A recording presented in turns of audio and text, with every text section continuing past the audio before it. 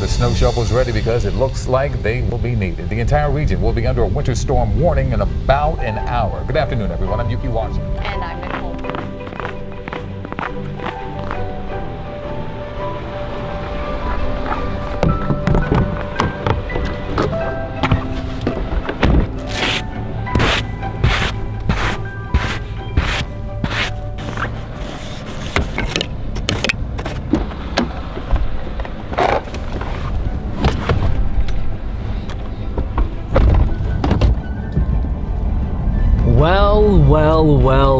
Well. If it didn't feel like winter before, it feels like winter now.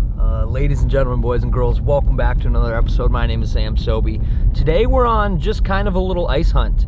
For the past week around the metro in Minnesota, it's kind of been unseasonably warm. It's been like 40 plus degrees, and then all of a sudden winter comes and BAM! It's been like 18 degrees, 10 degrees, and now I think today it's like 8 degrees out, which is amazing weather for making ice. The only problem is it's been crazy windy like the past 3 days. As soon as we got the cold, it seems like the wind picked up too. So I'm just kind of on a little ice hunt today just to see if they're capped and then to see if any bays have any safe ice to walk out at all. You can save yourself a lot of time just by kind of watching the weather and the wind direction. If the wind's blowing a certain direction and you know a part of a lake or a bay might be protected, that might freeze first. And then also knowing the bodies of water, like is it a deep clear lake or a shallow dirty lake? Shallow dirty water freezes first. Deep clear lakes freeze way late. So know your bodies of water, know your lakes. It'll probably help save you some time, and it might even get you on some ice quick. So where am I now? Let it snow, let it snow, let it snow.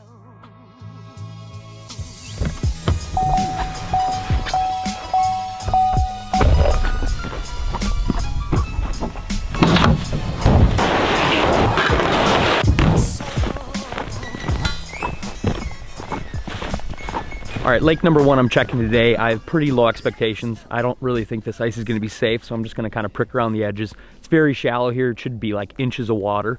And it's a very, very small, dirty little lake. So if I was watching the wind right, I feel like this section of the lake here that you can kind of see behind me, this should be kind of out of the wind, or should have been out of the wind the past couple days. So while I am excited for some snow, I am kind of bummed it came right after we got like a first little cold snap. I wish it would have been cold for like a whole week, made like a solid 5-6 inches of ice, and then we got a little snow. So if it snows right when your ice is forming, please be careful, because that can be a sketchy time too.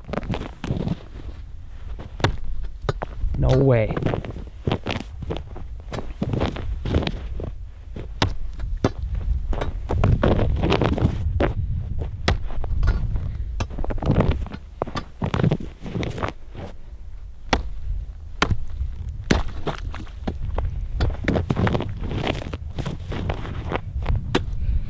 See, it's only literally like a couple inches here.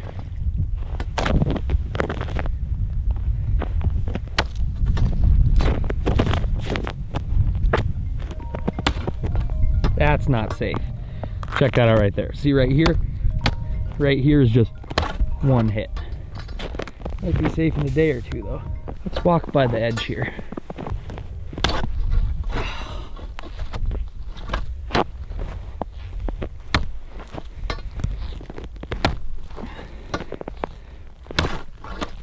One hit is not good.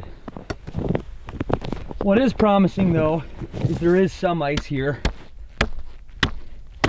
It's not like super bad ice, but it's, you know, it's for that shallow water. It's only probably 2 inches, probably a little less. One hit is not the deal. So is this lake safe enough to fish? No, absolutely not. But the ice that I found did look pretty decent, and it's got a good little base, so maybe in a day or two, yeah. But for now, I'm probably just gonna bounce around, check a few more lakes, and I might even revisit a place I fished last year. And I know that spot will be safe. Let it snow, let it snow, let it snow.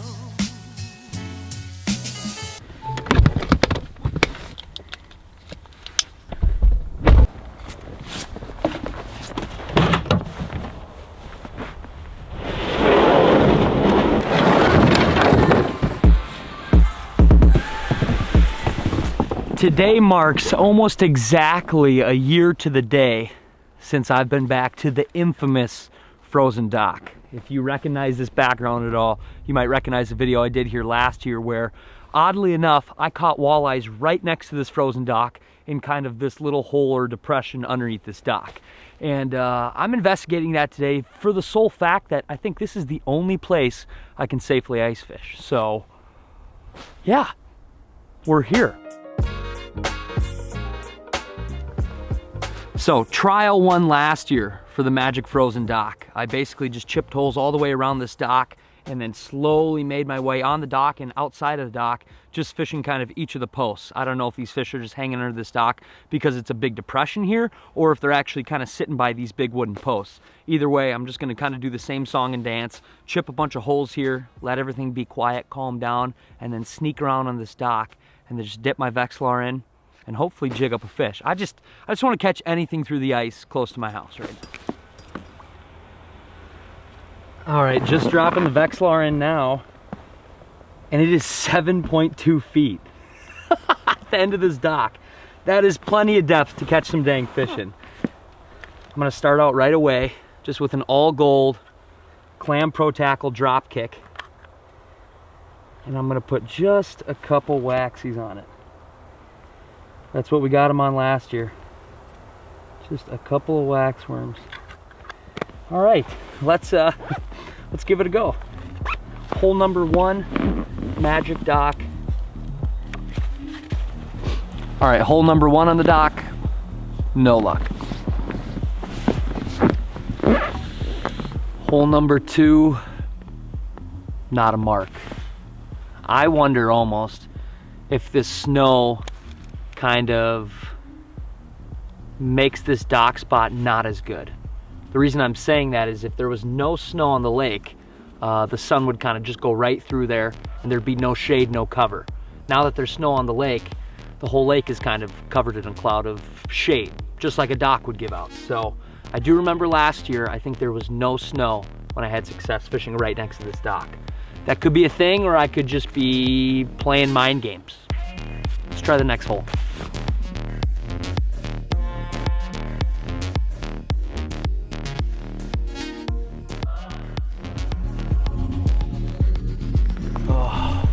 Man, I'm not gonna lie, I really thought I was gonna catch some fish here.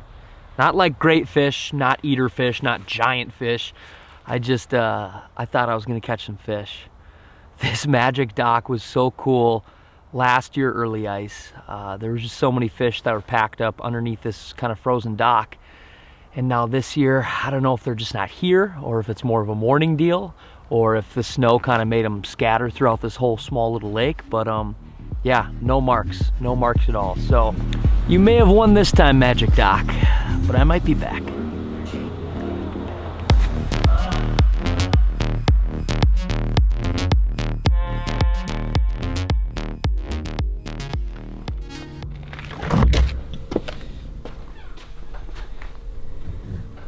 Get off those cold Crocs, put on some nice heated Crocs. Ooh. And we are back to the house in the garage. Driving home, I was kind of sad. I felt like it was just kind of an epic fail. Felt like I didn't catch any fish, didn't really find any safe ice, and I was bumming. But then I sat back and thought, you know what, no, it's not an epic fail.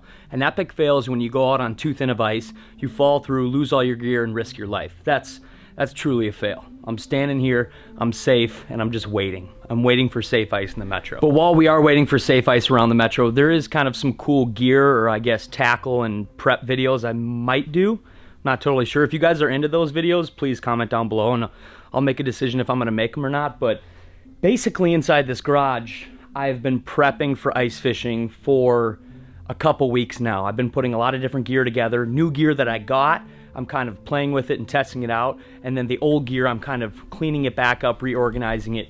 I'm doing a bunch in here. Oh, and if you're old to the channel, you might see the garage is looking a lot better. Every time we come in here, it's just like a little bit better. So yeah, let me show you around quick. So if you guys remember watching any of the videos throughout the summer, obviously the sexy Vexy was right here, and this whole garage was basically bare bones. and we slowly just kind of insulated it, then vapor wrapped it, and then drywalled just the sides. We kind of wanted to keep this open and kind of keep some storage up top here, but this is something Steph and I are extremely proud of because we are not that handy of people, or at least I'm not. She probably is way more than me. But we did this ourselves, so we're excited. And now this is kind of a fun place we can hang out, get gear together, clean fish, have buddies over. We can all bring our ice fishing stuff in here and get warm.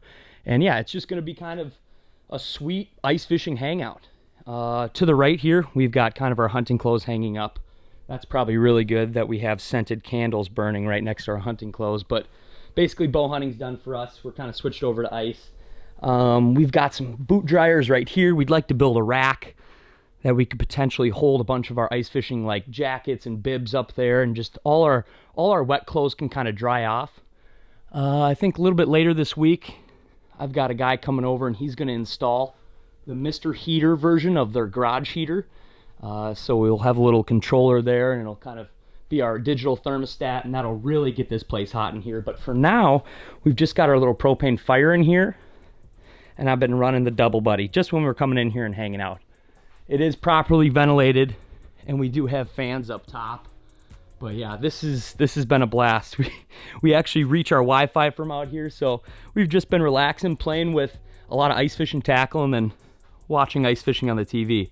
It's my buddy Brett McComas right there. And yeah, you can see I'm doing a lot of rod prep, a lot of tackle prep. This end of the garage is not dialed in yet. You can see I've got a lot of gear hanging out here. I actually got these really sweet workbenches from my good buddy Mitch earlier in the summer, and it's got outlets all along the side. After I kind of really get this dialed in and move a lot of this stuff up to storage, this will be a perfect charging station for my Vexilars, my K-Drill batteries, and whatever else I need to charge. So I'm pretty excited about that. Besides all that stuff, I've actually got some building to do a little bit later this week. I ordered a lot of these clam lock systems, if you guys have seen them or not. It's basically a base plate that you can attach to anything, and then they come with a bunch of different attachments that you can attach to the base plate or take on and off. So I might mount this for starters right on like my small little sled for early ice. If I'm pulling out, it's a big rod holder in the back, and I can always pull it undone, and I can attach a different base plate to like the four-wheeler for later in the year. I can have a rod rack back there. Or I can attach base plates inside a hard house. The clam lock system is pretty dialed, and it can kind of really help you trick out your things and really optimize space. I'll link those down below. That's probably videos later to come. Back over to the rods. I'm gonna run through them all really quick. And if you guys want me to do a more detailed video on kind of why I like spooler reels versus just normal open face reels, or whether these rods I like for this technique versus these rods, I can run through all that, but really quick. 2B Savant, this is my utility player. I use this up at Red. Great for small spoons, Tikka minnows. Ultimate Nude, noodle rod, great for crappie fishing, any pan fishing. I got a tiny little spoon on it. Little Nude, just a smaller version of that. I got a tiny little jig on there, better for gills. Another Ultimate Nude, I've got a drop kick jig on there. I got a little spooler reel on this too, a little bit better for shallow water. Then I've got the Elliott Inhaler. I've got a tiny little jig on there, and that's great for kind of finicky bluegills and finicky crappies, especially shallow water. I think I've got another Ultimate Nude right here. This is just another crappie setup for Steph or buddies. I've got the Elliott Odyssey. This is probably my favorite rod back here. It's my utility player, all for panfish, crappies, gills, what have you. Come over here. These are kind of my walleye setups. These are my two iFish Pro rods. This is an Elliott Paragon. This would be a great jigging rod, but I have it set up for iFish Pros. This is a 2B dead stick, set line, what have you, whatever you'd like to use it for. It's a very parabolic rod. Awesome rod for a bobber or a dead stick. Here's a beautiful walleye stick right here. I also have it rigged up for an iFish Pro because I was just up at Red not long ago. This is a 2B Spoon Daddy.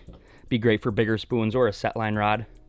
And then last but not least, this is gonna kind of be my baby this winter. This is the Elliott Evolution Series.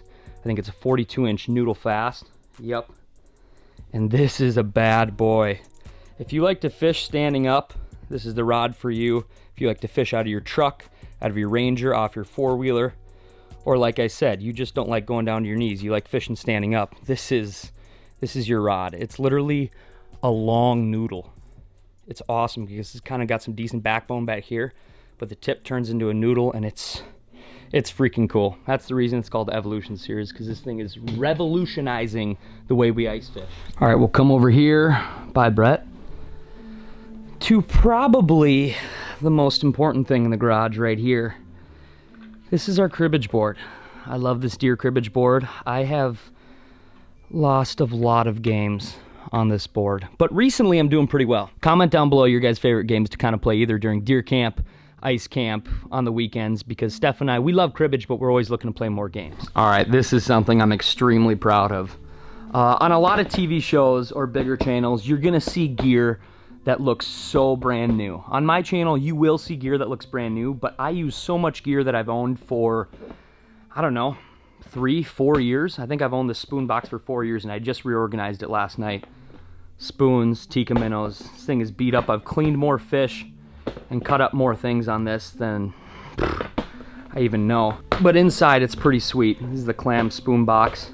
I'm pretty sure they still make this exact one. If they don't, I'll probably cry. But yeah, they basically, it's just foam, but all these inserts are pre-cut. So I've got like rattling blade spoons up here, I've got leech flutter spoons here, I've got pinhead minnows here, I've got small tikka minnows up in here. You can just shove them in. And the nice thing is, when you're riding in the four-wheeler or whatever, nothing comes undone, no hooks are tangled. It's dialed. Another piece of equipment I've had for a couple years, and I'm pretty excited about because I just organized this last night too. This little Clam Pro tackle. Jig bag on one side. Keep bobbers right here, but on one side, I keep all my plastics. All my little Mackie plastics. It's nice, it's a little binder. I can go through, keep all these different plastics separate.